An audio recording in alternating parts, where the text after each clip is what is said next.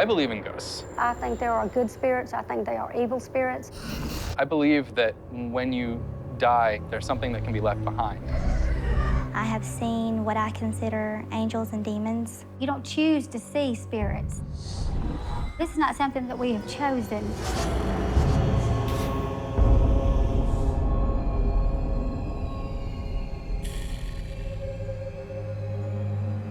What really drew me to this family in particular was they were not like other subjects of movies such as this, because this was not about a haunted house. This was about a haunted family. Well, we never thought it would come to a movie, of course. We only started out to try to get some help for Heidi's sake. Where have you been? I've been worried sick. I'm not supposed to say. Who said that? When we sat down and talked to the Wyricks, you know, they're not kidding around when they talk about this stuff. It's a family in which the women, especially, are natural mediums.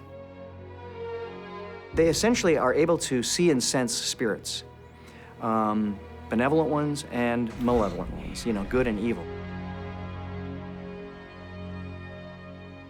And sometimes I see things. That's because you were born with a veil, sweetie. The mythology of the veil is actually part of what the gifts that the Wyrick women have. When my mom was born, she was born with a veil. A veil is part of the amniotic sac when a child is born. It's like a thin covering that covers the face.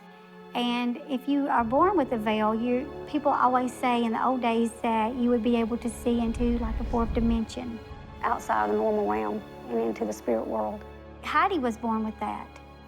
And so it kind of passed down through the maternal side. My mother always said, well, you know, it's in our family, it's in our genes. It's nothing that we can help. I mean, it was just something that we feel as a family that it was a gift. And with each generation, I feel as though the gift gets stronger. I think Heidi's got it way stronger than any of us. Heidi had that unusual ability to be able to communicate with the spirit world.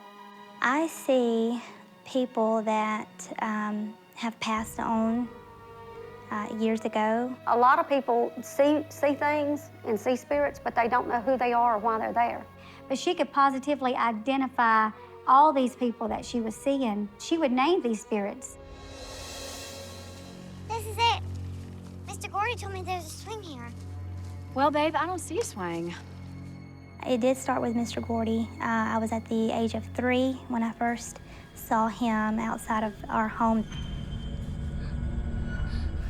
He was an elderly man, like a grandfather type figure, always dressed in a black suit, always had on a black top hat. And I can remember it very well, like it was yesterday, and she came in and she said, Mama, there's a man outside and he wants to play with me. I thought it was just someone in the neighborhood or some random person wanting to abduct her. And so I pulled her inside and I locked the door and I started questioning her about this man. She said, he said his name was Mr. Gordy. As time went on, this Mr. Gordy became a household name. She talked about him often after that, every day. Mr. Gordy came today, Mama. Andy and Lisa thought nothing of it, just thought he was just an imaginary friend, playmate, that she would meet out by the swing set in the backyard. We never really doubted for one time that she saw somebody and that what she's saying wasn't true, even if it was in her own mind. Was that Mr. Gordy you were talking to? Heidi had always seen Mr. Gordy. It had been going on for a long time, and I knew that. I knew his name, but we didn't know who he was. Sometime later, though, Joyce, Lisa's sister, moved into the house next door. After a couple of months I had been living there, the previous owner, he had some paperwork, and I so vividly remember opening up the warranty deed, and it said James S. Gordy.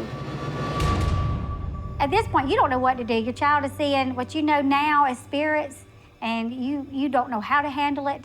I have no control over the things that I see, when I see them, or anything, anything of that nature.